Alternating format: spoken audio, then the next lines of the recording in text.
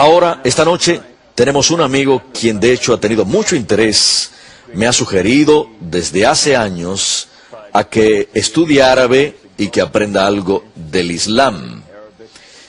Y siempre le decía, no. Pero otras cosas me empujaron a hacerlo y he estado estudiando árabe y he seguido su buen consejo. Y este es un amigo que he conocido por casi 20 años, creo. Es el editor de la revista Envoy y a menudo ha sido presentador aquí en la estación. Por favor, denle la bienvenida al señor Patrick Madrid. Patrick, bienvenido, es un gusto. Igualmente. Así que, ¿qué haces aquí? ¿A qué te has dedicado? Caramba. Ocupado con muchas cosas. Estoy aquí en Birmingham esta semana para grabar una serie nueva que se llama Búsqueda y Rescate. Y se va a tratar de forma particular cómo evangelizar a la gente que ha dejado la iglesia y han caído y sobre cómo traerlos a casa. Ajá. Fantástico. Y también has estado ocupado porque tu hijo te acaba de dar un nieto. Así es. Muy bien. Mi hijo Jonathan y su esposa Kelly. Ajá. La gran noticia fue hace 4 semanas cuando tuvieron su primer hijo. Qué buen abuelo. Eso me gusta creer. Se llama Audrey, es una niña preciosa. Que Dios bendiga a tu hijo y nuera y a tu nieta. Así que estábamos hablando más temprano sobre lo que haces en esta serie y nos conocemos desde 1980. No lo puedo creer. Lo sé. En realidad nuestra generación es incluso más antigua. La suya más que la mía, ¿eh? Es cierto. Y en este tiempo que nos hemos conocido, nos hemos visto involucrados en este proceso de la apología. Sí. Y lo que me gustaría hacer es, primero que nada, explica un poco lo que es la apología y cómo te metiste ahí y algunas cosas que yo hice. Háblanos un poco acerca de esos primeros días como apologista. ¿Sabe? Es tan extraño que haya pasado tan rápido. Recuerdo haberlo visto en televisión. Estábamos hablando de esto más temprano. Estábamos tratando de decidir si fuera en el 86 o el 87, pero para aquel punto yo me estaba sumergiendo en la apología y lo vi debatir en una televisora protestante. Cierto. El programa de John Ankerberg. Sí. Y recuerdo haber estado sentado simplemente hipnotizado porque, por supuesto, habiéndome criado en los 60s y 70s y para los 80s, la apología o defensa de la fe había caído en desuso. Fue una parte del ministerio de la iglesia muy práctica y muy usada antes de la mitad del siglo anterior, pero por una variedad de razones empezó a pasar de moda. Y cuando lo vi en televisión fue electrizante ver este joven sacerdote jesuita. Usted era joven en aquel entonces y tenía su Biblia abierta y estaba debatiendo con esos caballeros bastante agresivos en el programa. Y no solo se defendió usted, sino que también los acorraló varias veces. Y en esos días la apología... La mejor manera de decirlo es que la apología, de la manera que la conocemos hoy en día, con los libros y las cintas y los programas de televisión y los seminarios, no existía. Así que usted realmente fue un pionero. Carl Keating fue otro pionero en los primeros días de mediados de los 80s y yo vine poco después. Pero antes que usted y que Carl, por unos 20 a 25 años antes, nadie estaba metido en ella. ¿Has reflexionado mucho sobre por qué fue así? ¿Por qué crees que la gente no estaba haciendo mucha apología? Bueno, pensé mucho al respecto, pero también me han contado al respecto. Cuando viajo hablo en muchas parroquias distintas, hablo en universidades, especialmente a finales de los 80s y principios de los 90. Una de las reacciones que encontraba, especialmente excepto por los muchos sacerdotes, era una especie de sorpresa como ¿por qué querrías explicar y defender la fe? Lo cual es la apología. A ellos les parecía retrógrada y pasado de moda, y no quiero decir todos los sacerdotes en absoluto, pero había ciertos segmentos de la sociedad católica, y creo que lo veían como algo que iba en contra del Vaticano II. Pero cuando estudié el Vaticano II, muchos de los documentos contenían ejemplos numerosos en los que los padres del concilio usaban la palabra defender, cuando exhortaban a los laicos y al clero por igual, a que expliquen y defiendan la fe, cuando las oportunidades apropiadas se den. Así que creo que parte de la razón fue que la gente se había olvidado de la apología, no lo veían como algo necesario. Pero una de las cosas que verdaderamente despertó a la gente fue cuando vieron cuántos católicos habían dejado la iglesia y querían buenas respuestas. Así que fue obra de Dios que en aquella época, de muchas maneras distintas, de forma espontánea, mucha gente distinta se empezó a poner de pie y se involucró en este aspecto olvidado de la fe. Creo que una de las cosas también fue una cierta clase de ecumenismo, Ajá. que era, queremos tratar a las distintas denominaciones en forma justa, pero el centro de atención era tratar con los luteranos, episcopales, presbiterianos, metodistas, las denominaciones protestantes principales. Y algo sucedió que cambió esto en los años 70. ¿Sabes?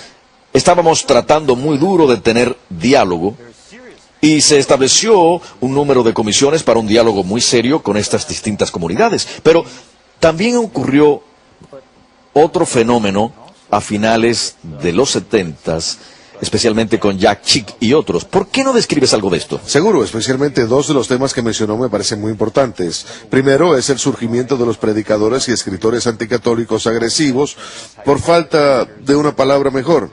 Probablemente era gente muy sincera, pero tenían un enfoque muy hostil hacia el catolicismo.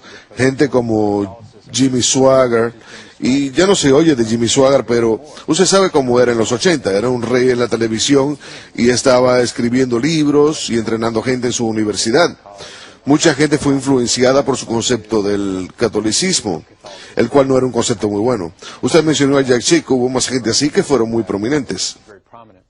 Jack Chick hacía revistas cómicas, especialmente acerca de un presunto ex sacerdote. Alberto.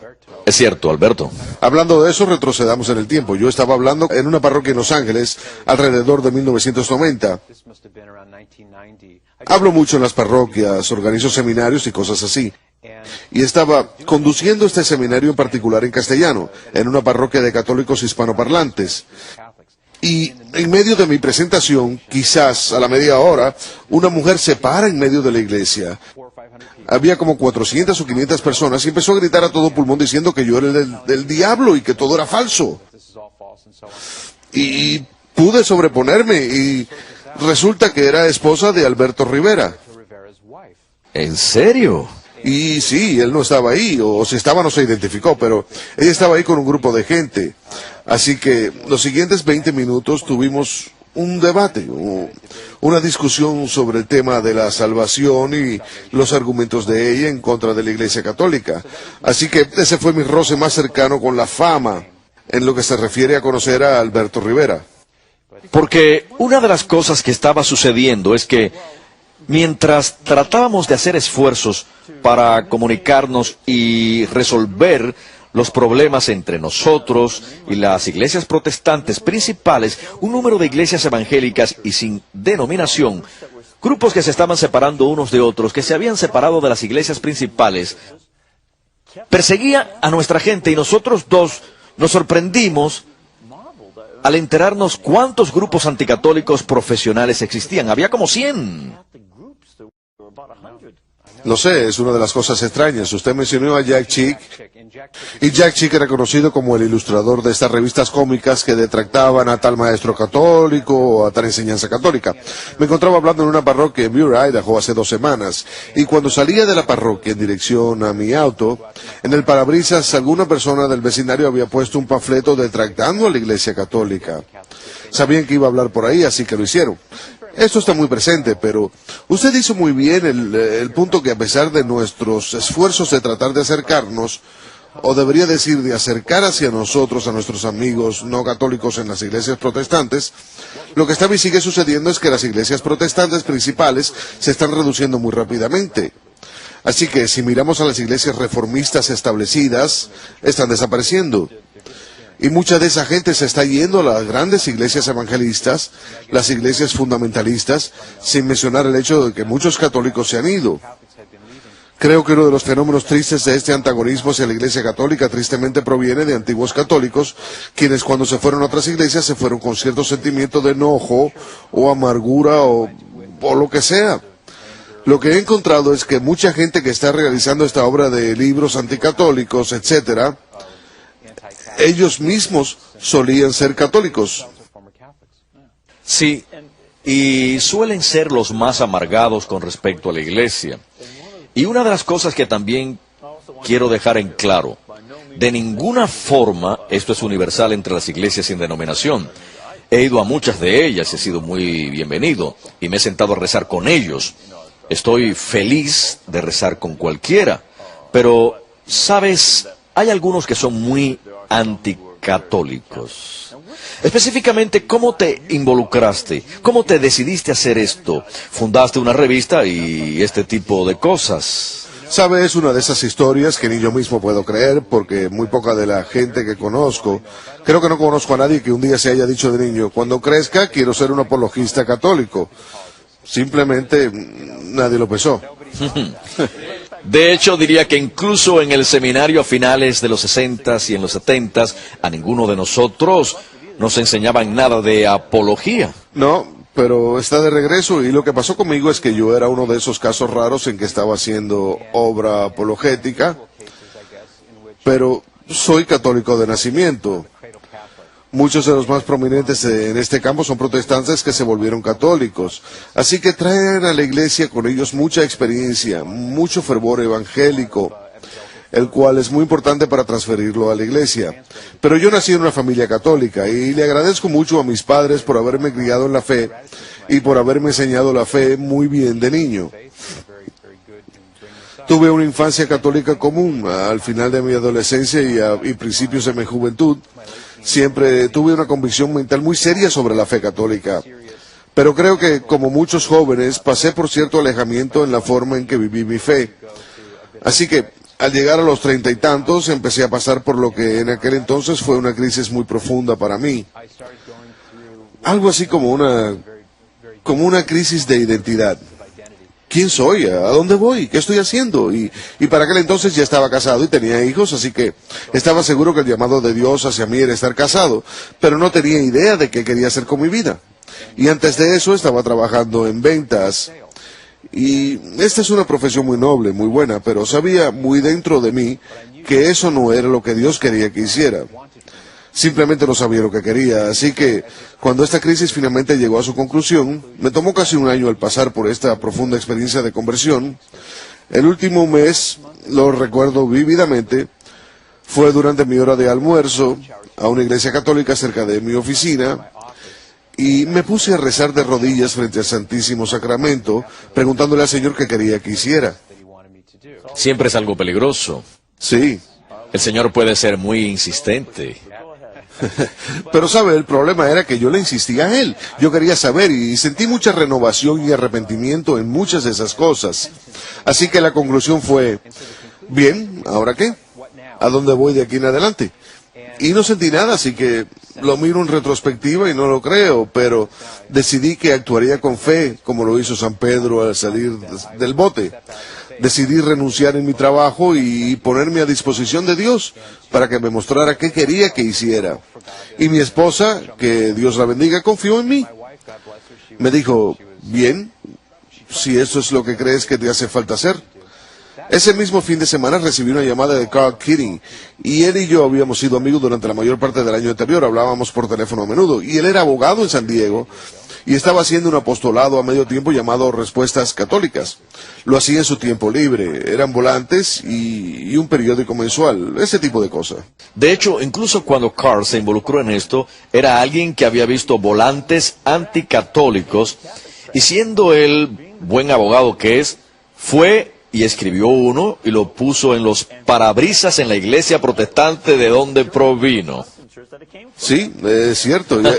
Y abrió una casilla postal pensando, va a ser solo una vez. Tengo un empleo, no voy a estar poniendo volantes en los parabrisas. Pues bien, regresó a la casilla postal semanas después y estaba llena de preguntas de gente de todo el país que terminó recibiendo el volante y que quería saber más al respecto. Y creo que, como lo cuenta él, uno de los remitentes le preguntó, ¿tiene más volantes? Y le contestó que sí, pero lo que quiso decir con ello fue, sí, voy a escribir más, muchos más. No los tengo, pero los voy a escribir. Algo así. Y de hecho lo hizo. Sí, así lo que sucedió en mi caso fue que Carl y yo estábamos en contacto. Él lo estaba haciendo a tiempo parcial y yo estaba involucrado en la apología como aficionado. Y me llamó ese fin de semana y cuando hablamos le dije, a propósito, he decidido investigar lo que Dios quiere que haga con mi vida. ¿Puedes rezar por mí? Y recuerdo que me dijo del otro lado de la línea, seguro que puedo rezar por ti, pero puedo hacer algo incluso mejor. Estoy a punto de dejar la práctica de la ley de convertir respuestas católicas en algo a tiempo completo. ¿Por qué no vienes a trabajar conmigo y podemos ver en qué lo podemos convertir? Y le dije, no creo que sea para mí, no es a lo que Dios me está llamando. Pero Carl fue persistente y estoy agradecido que lo haya sido y después de un tiempo le dije, bueno, haré el intento y luego fue tan solo meses después, ahora que lo veo en retrospectiva, que veo lo que Dios estaba haciendo y esa fue la respuesta a mis plegarias y así me inicié en la apología. Sí, y aproximadamente en esa misma época, en el año 1983, yo había estado escuchando la radio en Nashville, en donde estaba haciendo mis estudios de posgrado. Era sábado por la mañana y estaba con un buen amigo. Su esposa nos había botado de la casa, pues tenía cosas que hacer. Vayan a hacerme estos encargos. Y oímos un sermón anticatólico en la radio. Llamé a la estación de radio y me quejé. Me dijeron, no lo podemos sacar del aire, pero lo que podemos hacer es invitarle a nuestro programa en vivo y que conteste algunas de las preguntas que la gente tiene sobre la iglesia. Y me divertí haciéndolo. La señora, que era la anfitriona del programa de radio, había dicho, ella era de Búfalo y tenía un buen sentido del humor. Hacíamos bromas y nos hacían buenas preguntas, muchas de las preguntas usuales. ¿Lo grabaron? Creo que sí. Sería maravilloso pasar esas cintas. Sí. Me imagino, fue hace 20 años y me siguieron invitando. Me invitaron a que siguiera regresando porque recibían muchas llamadas, así que era bueno para los patrocinadores, la audiencia creció. Y una razón fue porque no había católicos haciendo esto. Especialmente en Nashville. Nashville no era una ciudad muy católica, así que finalmente un par de católicos pusieron su programa de radio y así fue como conocí al diácono Bill Steltemeyer. Y luego vine aquí para hacer un trabajo con la Madre Angélica en el 84. Así que son esas pequeñas cosas que uno hace y creo que es una parte muy importante de esto. Empezamos haciendo algo muy pequeño, pero creció. Crece, sí. Y creo que, como dices, pasar un tiempo ante el Santísimo Sacramento es crucial. Porque no es solo, voy a tener una gran carrera. El oír al Señor y recibir fuerzas de Él hace posible hacer esto. Sabe, es un buen punto, padre, porque yo no elegí esta carrera. Esto no es algo que salí a buscar. De hecho, cuando tocó a mi puerta dije que no, porque hasta donde podía ver eso era lo último para lo que Dios me estaba llamando. Pero al verlo en retrospectiva me doy cuenta que sigo dedicado a las ventas. La diferencia es que esto es la verdad, en lugar de cualquier otro producto. Y no tengo que vendérselo a nadie porque lo único que tengo que hacer es demostrarlo. Dejar que lo prueben y lo van a querer tomar. Siempre lo he dicho, pues mi padre era vendedor de autos usados, ¿no es cierto? Muchos dicen que de tal palo, tal astilla. Pero algunos preguntan, ¿este es el fin del mundo? ¿Esta es la época en que Jesucristo va a regresar? Les digo, miren, el fin del mundo, el regreso del Mesías, todo eso es una cuestión de la gerencia. Dios es el gerente, yo estoy en ventas. Todo lo que puedo hacer es predicar el Evangelio. El fin del mundo se lo dejo a Dios, no es mi departamento. Así es, y en esta serie que estoy haciendo este fin de semana, que estoy grabando, el punto de la serie es que tenemos que dejar el trabajo pesado a Dios. Él es el único que puede convertir los corazones humanos. Usted y yo sembramos la semilla, como en la parábola del Evangelio. Tenemos nuestra parte, pero no podemos convertir a nadie. Nosotros evangelizamos y Él convierte. Sabes, no creo que se trata tanto de sembrar la semilla. Creo que se trata de poner el frijol en el colchón de la princesa y dejar que el Espíritu Santo cree un antagonismo. Sí. Porque es como dice San Agustín. Nuestros corazones no conocen descanso sino hasta que descansan en ti. Ese desasosiego que Dios le da al mundo. Yo nunca me preocupo cuando le estoy explicando algo a alguien. El otro día los testigos de Jehová vinieron a mi puerta y nunca digo, tienen que estar de acuerdo conmigo en este momento. No es importante si están de acuerdo o no. No, yo no tengo que ganar los argumentos. Dios tiene que ganar los argumentos. Sí, y los ganas si te dejan. El viejo refrán, puedes arrastrar a un caballo hacia el agua, pero no lo puedes obligar a beber. O su corolario, como dice que el chiste, puedes arrastrar un caballo hacia el agua, pero no lo puedes hacer beber, pero le puedes poner sal a su comida para que le dé sed. Eso es todo lo que hay que hacer, que esté sediento del Señor. Así es. Es la clave. Seguro. Bien, es algo que ha crecido, pues, mirándolo en retrospectiva, una de las personas con quien debatí fue Walter Martin, Walter Martin, el que viste. el que fundó el Instituto de Investigación Cristiano. Ese es uno de los más grandes apologistas en contra de los cultos. Yo estuve en desacuerdo con él en muchos puntos de la teología católica especialmente, pero es muy bueno en contra de los cultos, es maravilloso. Y nos volvimos buenos amigos, pero falleció. En 1989. Sí, así es, fue en junio del 89. Y su esposa se aseguró que yo fuera al funeral.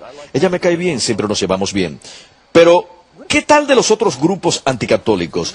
No me parece que les vaya bien. Bueno, es raro porque nunca supe si llamarlos anticatólicos. Una parte de mí dice que sí, por el tipo de material que producen. Pero por otro lado, quiero ser sensible y sé que usted también, porque si no, voltean el tema y dicen, no, ustedes son antiprotestantes. Y claro que no lo somos, no somos antiprotestantes. Así que lo que veo por ahí es que muchos de estos grupos que emergieron, algunos todavía existen, pero en cierto grado están hibernando. En realidad, no siguen tan activos. Pero todavía hay algunas personas que continúan por ahí, hacen seminarios, debaten. Usted y yo hemos debatido algunas de esas mismas personas. Así que creo que hay cierto cese de hostilidades en este momento. Pero no me sorprendería si, por la providencia de Dios, la Iglesia pasa por otra ola de anticatolicismo. Creo que después de las dificultades por las que ha pasado la Iglesia últimamente, con tanta prensa negativa, etcétera, el tipo de anticatolicismo que probablemente ahora no provendrá de los fundamentalistas o de los evangelistas o de los testigos de Jehová, aunque siempre estarán presentes. Pero creo que ahora hay un cinismo más profundo de mucha gente hacia la Iglesia Católica, sin importar de qué religión sean o si tienen religión. Y eso es lo que es único ahora, y hay una dialéctica nueva en la que nos tenemos que involucrar con ese tipo de objeciones. Creo que es cierto. Ciertamente muchas de las objeciones a la fe tienen que ver con la posición de la Iglesia Católica en los temas morales, especialmente los temas de vida, temas de moralidad sexual, y luego la hipocresía percibida, y muchas veces real, Sí. de no vivir esa fe, ese sistema moral en la vida real. Y la actitud es, si no la viven y no es real de todas formas, nosotros tenemos razón y ustedes no. Y este es uno de los otros elementos de la apología. No podemos estar simplemente en lo cierto, en las buenas respuestas. También tenemos que vivir correctamente. Tenemos que vivir por medio de la gracia que nos da Dios para actuar con rectitud como Él nos lo ha llamado a hacer. Y no podemos separar esas partes de nuestras vidas. Y este es el desafío porque todos tenemos que luchar contra el pecado y todos, de alguna manera u otra, estamos tentados. Caemos. Unos son más fuertes que otros. Y el punto más importante que oigo que está haciendo en este momento y en el cual creo un 100% es que los católicos tienen que ser auténticos en el mundo moderno. No podemos ser falsos, tampoco hipócritas. Una cosa es que alguien peque y que caiga y que vaya a confesarse y continúe. Pero es hipocresía cuando la gente que vive una forma de vida que no concuerda con la fe, sin embargo por fuera dicen todas estas cosas de que son católicos, etcétera. Creo que ahí es donde tenemos que reparar muchas cosas, porque hoy en día mucha gente tiene esa actitud de sospecha y cinismo. Creo que otro elemento que también es crucial para meterse en esta misión de la apología, esta defensa de la fe, porque la apología no es decir siento ser católico, sino que significa defender la fe. Y un elemento clave es tener lo que el Papa Juan Pablo II nos sigue llamando a que tengamos: respeto por la dignidad de los demás. para poder entrar a un verdadero diálogo de gente que ha sido hecha a imagen y semejanza de Dios, redimidos de vuelta a esa imagen y semejanza por Cristo, y quienes están llamados a ser solidarios con nosotros. Y Juan Pablo lo dice muy claro su encíclica Et Unum Sim, que seamos uno. Buscar la reunión con todos los demás cristianos, en unión con todas las demás gente, no es una opción. Sería bonito, pero no se preocupen. Es algo que nos corresponde hacer, no porque querramos que la gente se una al club católico, sino porque Jesucristo mismo rezó la noche antes de morir. Padre, que sean uno así como tú y yo somos uno. Así es. Ese es un valor básico y es parte de la tarea. ¿Cómo buscamos esa unidad en la verdad y en la caridad? Esa es la causa común en la que todos estamos comprometidos y todos hemos sido llamados por Cristo para que nos comprometamos con ella. Una de las cosas que hallo muy interesante pero triste es que alguna gente, algunos católicos, se resisten a esa unidad. No quieren unidad con estos otros grupos. Creo que lo que temen es una especie de sincretismo, una mezcla de la fe con elementos fuera de la fe que no sean verdaderos. Y lo que enfatiza el Vaticano II, y lo que sé que usted cree y que el Papa cree, es que ese es un diálogo basado en la verdad, que lleva a la conversión, y eso equivale a la conversión a Cristo, conversión a la Iglesia Católica. Así que no se trata solo de llevarse bien o decir, a ver si apruebas esto y yo apruebo esto, sino que si este diálogo está basado en la verdad, va a llevar a la conversión, y eso es lo que usted y yo y el Papa estamos hablando. En un número de lugares en el que he estado, distintas denominaciones han trabajado en una forma de unidad entre ellos mismos, para terminar las divisiones, digamos tradiciones presbiterianas, episcopales o metodistas, y la idea es romper esas barreras y formar una sola iglesia nacional. Y vemos esto en una serie de países, y dicen, vamos a renunciar a eso, vamos a renunciar a esto otro, y vamos a unirnos. La gente vota con los pies. Eso no es ecumenismo, eso es algo que uno no puede negociar. Esto no es lo que quería Cristo tampoco. Definitivamente, uno no puede negociar la verdad. La verdad tiene que ser parte de este diálogo. Y no es asunto de decir, bien, nosotros los católicos hemos estado atados a esta doctrina como la Eucaristía o el sacerdocio, pero podemos renunciar a eso si es que ustedes renuncian a por la fe solamente, desháganse de esa palabra, simplemente no se puede hacer eso. No se puede, nosotros tenemos que dialogar en la base de la verdad, que nos guíe a la conversión. Exactamente, y esto es algo a lo que nos llama nuestro Señor. Definitivamente, tenemos tantas historias de que hablar sobre los viejos tiempos. Lo sé. Y una cosa que quiero hablar es acerca de la apologética. Si usted recuerda, allá por los años 80, nadie había escuchado hablar acerca de este último Ignatius Press. Ese gran bastión de magníficos libros que conocemos el día de hoy, ni siquiera tenía un solo libro sobre apologética. EWTN, con todos sus magníficos programas que tenía en aquellos días, no tenía ningún programa sobre apologética. Bueno, no. Bueno, en cierta forma, pero... Ya entiendo. Pero ahora podemos ver cuántos de ellos han salido a la luz desde aquella época. Seminarios, conferencias, por supuesto ahora la Internet, los programas de radio, todas estas cosas no existían en la forma en que los conocemos hoy en día. Y esa es una de las cosas que siempre trato de recordarle a la gente, que no den estas cosas por hecho, estos recursos están ahí y hay que darles un buen uso. Una de las cosas, yo estaba mirando la primera carta de San Pedro y dice, estén siempre listos con su defensa. Y la palabra que usa es apología. Estén siempre listos con su defensa. Pongan toda su esperanza en Cristo. Y esto es lo que necesitamos hacer. Tener una respuesta lista. Ese es el propósito de la apología. De tener una respuesta. Explicar por qué creemos que esto es verdad. Y me encanta la parte que viene después de eso. Háganlo con bondad y respeto. Correcto. Y eso es lo que... Y si tenemos eso, entonces esa respuesta va a llevar a la gente más cerca de la verdad. El problema es cuando la gente da una respuesta, pero no lo hacen con bondad ni respeto. O lo hacen con cierto grado de orgullo, como si nosotros hubiéramos escrito el Evangelio.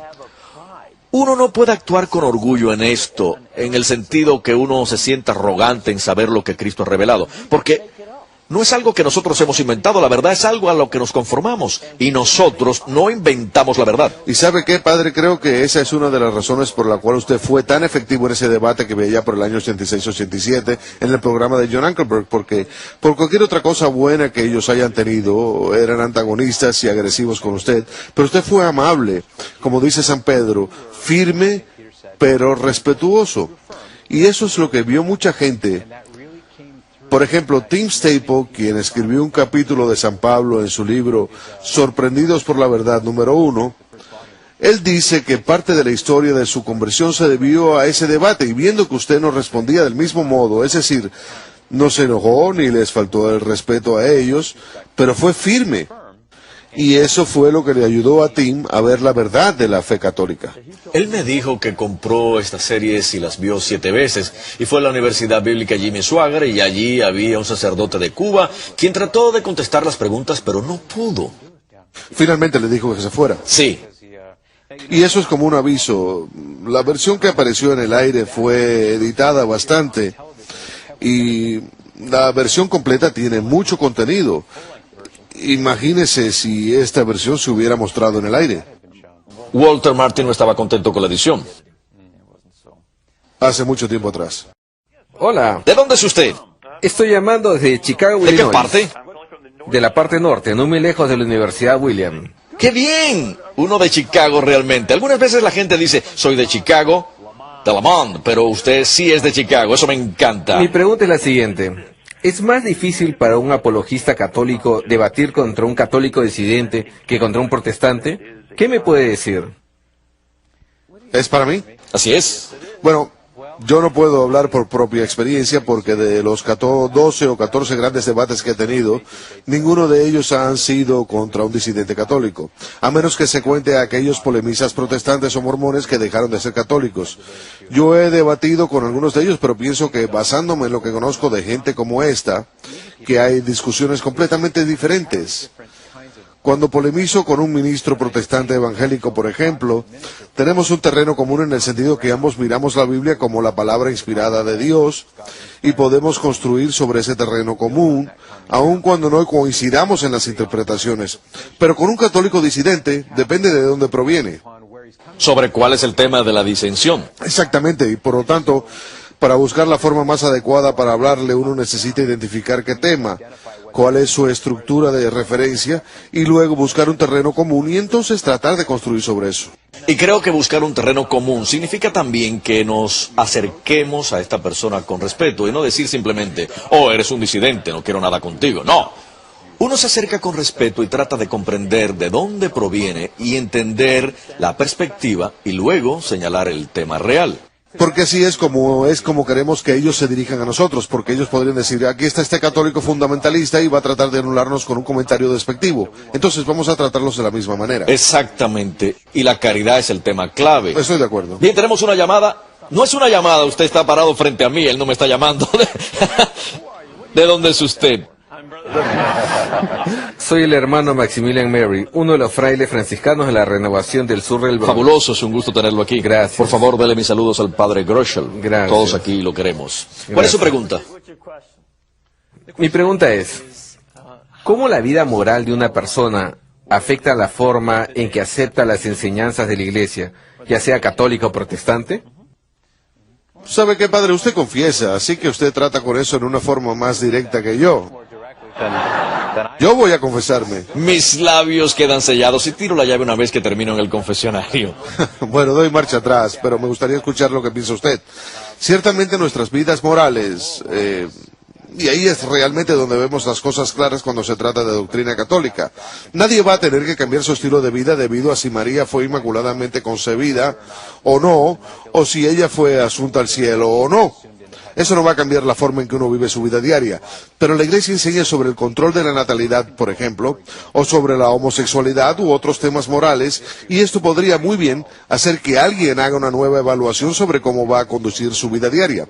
Por lo tanto, desde una perspectiva moral, hay ciertos puntos de vista que están afianzados y que no están vigilados en nuestra sociedad, tales como el aborto es legal, y nosotros sabemos que es un crimen, pero está legalizado. o que la contracepción está permitida, etcétera, etcétera.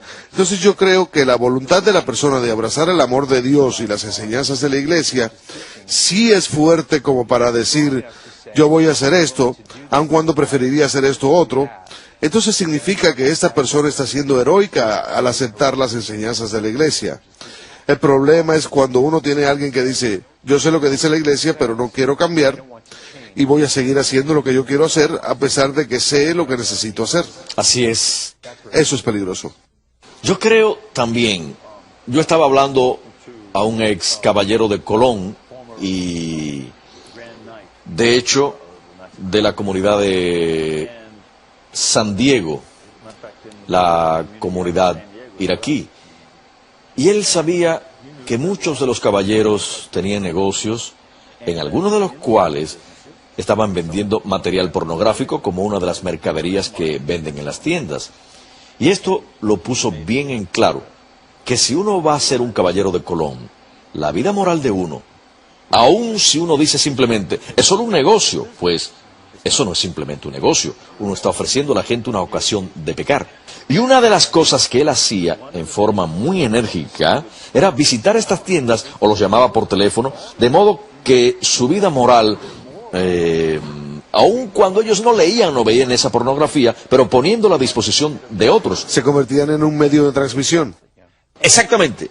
Y luego, ayudando a que ellos se dieran cuenta de lo que hacían porque tenían temor y decían, podría perder ventas, podría perder dinero, pues este producto tiene mucha demanda. Pero lo que notaron fue que sus negocios mejoraron cuando se deshicieron de eso. Porque la gente ya no temía el ir a sus tiendas debido a esa pornografía que vendían. Y mucha gente comenzó a interesarse en comprar los otros productos que vendían. Y estoy seguro que Dios los bendijo. Esto es algo que tenemos que mantener nuestra vida católica en forma consistente. El arzobispo Chin solía decir diariamente, o uno aprende a vivir en la forma que uno cree, o uno cree en la forma que vive. Así es. Así que, si uno cree, si uno vive en una forma que permite el pecado, uno empieza a creer que eso ya no es pecado. Eso lo vemos a nuestro alrededor. Exactamente. Y por eso es muy importante que uno aprenda a vivir en la forma que uno cree, tal como nos enseña Cristo. Siempre debemos estar listos para eso.